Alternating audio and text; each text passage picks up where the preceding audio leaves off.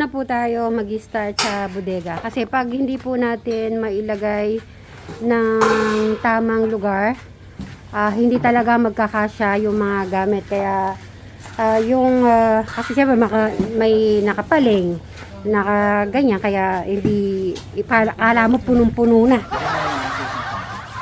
Sa isang sako. Anong sabi ko, Bray? Walang ano nga ba yun yung sasabihin ko?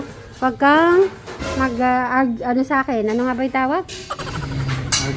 Yes, very good. Sabi mo makikinig ka, di ba? Alright, okay.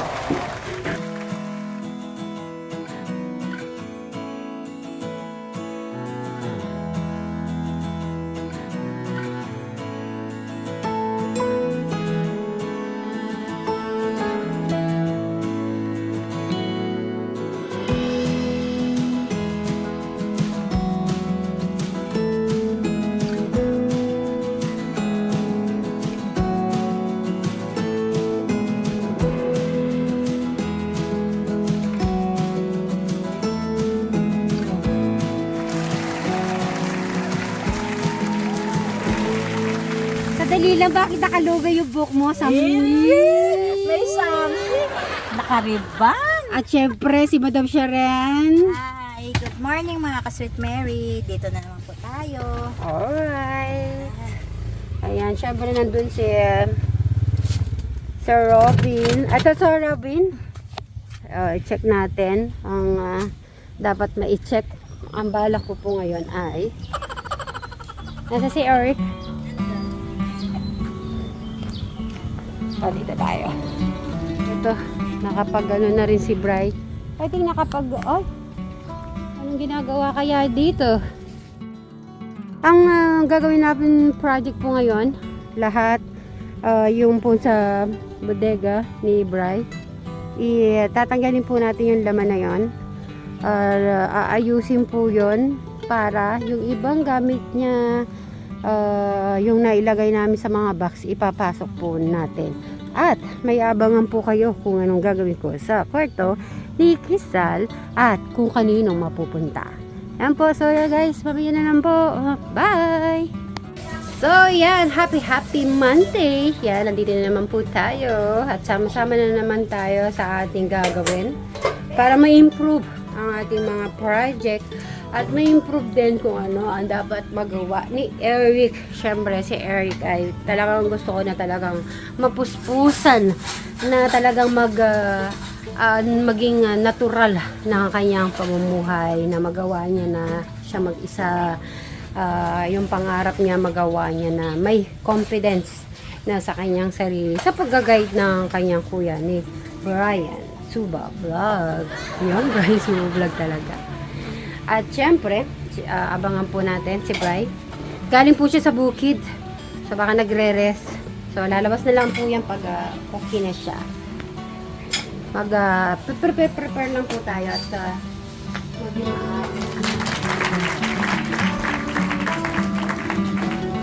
kaya nagdala na tayo rice.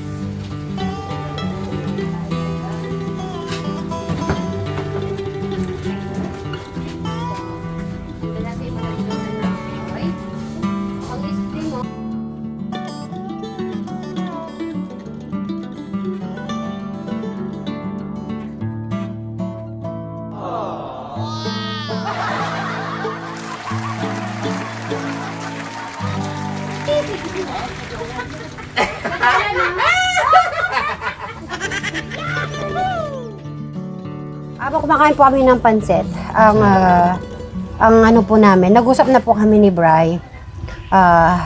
Meron po kami sorpresa po para po kay Eric. Tama? Tama. Ayusin po namin. Alam niyo po ba yung kwarto ni Crystal? Ito po. At dahil po si Alex ay tinatry naman talagang maging okay.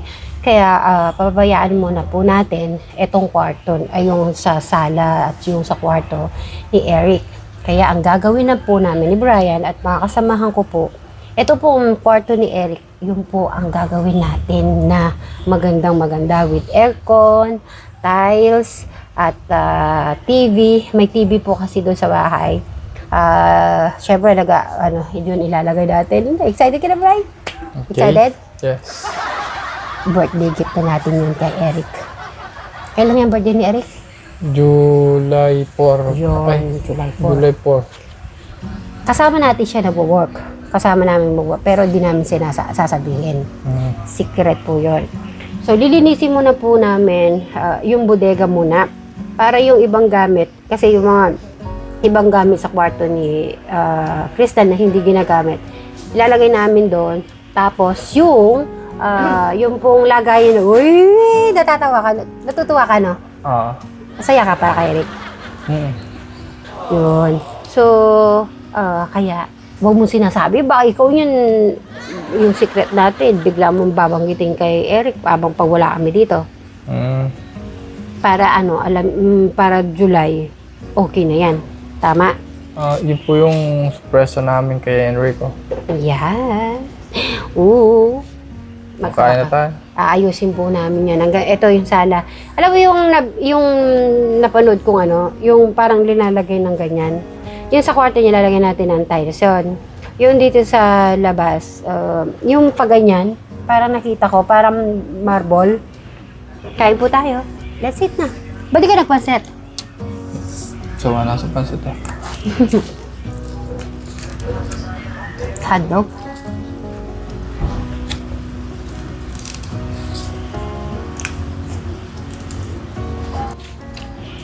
Parang hindi na ako makapaghintay Pero wag po kayo maglala.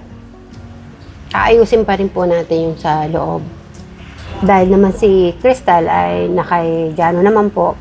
So, pwede na natin gawin yung kwarto ni Crystal para kay Eric.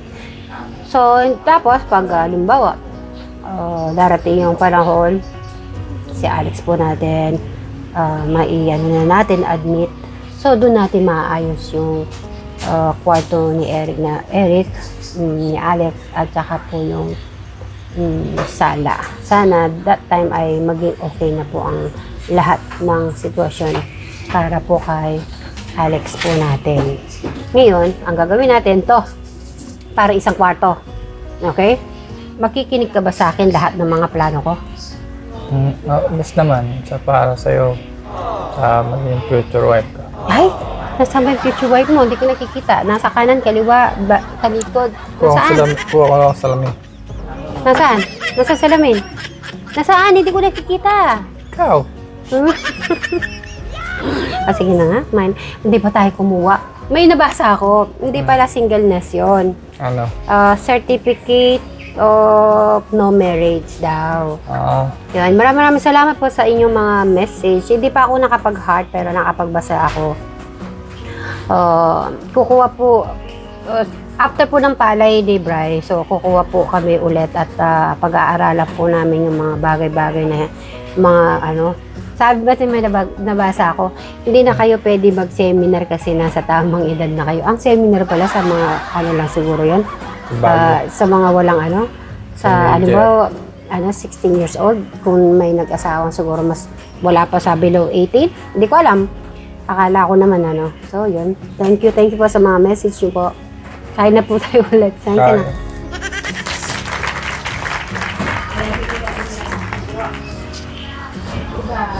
Sino po ay excited na makita ang bagong kwarto ni Eric? Excited ka na, Bri? Oo. Ako excited na Yung o-open niya yung aircon, o-open niya yung TV. Tapos papasok na natin lahat ng rep. Tapos yung kitchen, pupunuin natin ng mga food na ganyan. Okay? Tapos, Bri, request ako sa'yo. Di ba sabi mo, makikinig ka sa akin. Kanino ka makikinig? Sa'yo. Sa may future wife ko. Dahil, Gusto ko, ano nga ba yan? Yung ganyang harang ayoko na yon. Yung binigay ko sa yung ganyan, yun ilalagay natin.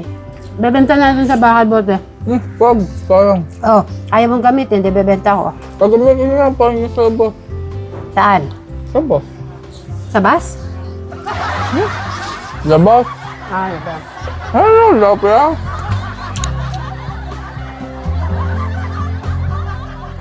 So, Magpa-follow up po tayo sa lahat ng ano. Si Madam Shore naglilinis ng ref. Puntahan natin dito.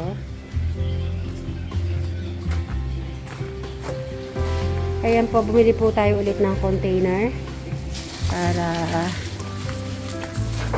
ay dito na tayo. Ang bilis ng ano, nung nakaraan wala man ito, ngayon meron na.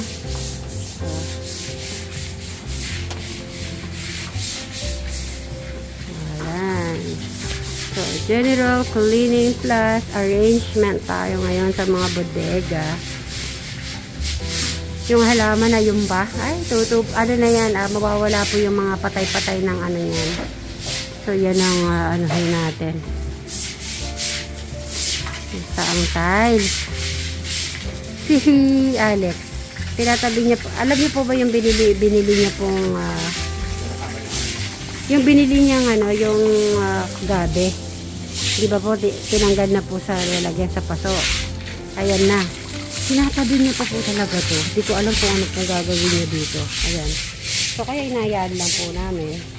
Yun, no? Pero pag tinapon namin, baka magalit. Kaya ano, ay. Bin, naging ano yata. Pwede kayo matanggal yung gilid, ano na yan. Medyo nagkamali po kami sa, ano, yung nailagay ni Eric. Madaling magkaputik dito. Come here. Yawa muna dyan. Naku, madam, sarapin mo ang masarap na sinigang.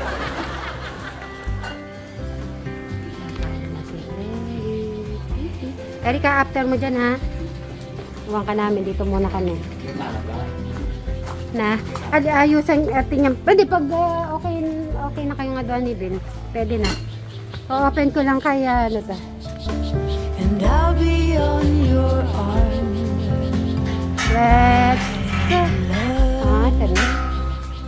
Ang dami palang ayusin dito.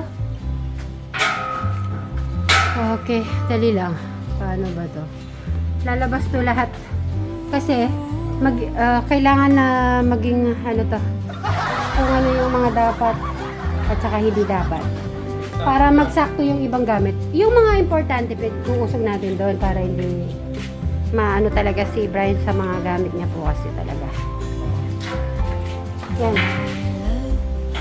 Siguro yung mga ganito kung hindi na rin magagamit, paanohin natin habang kumakain po si Eric. Hintay ko yung dalawa.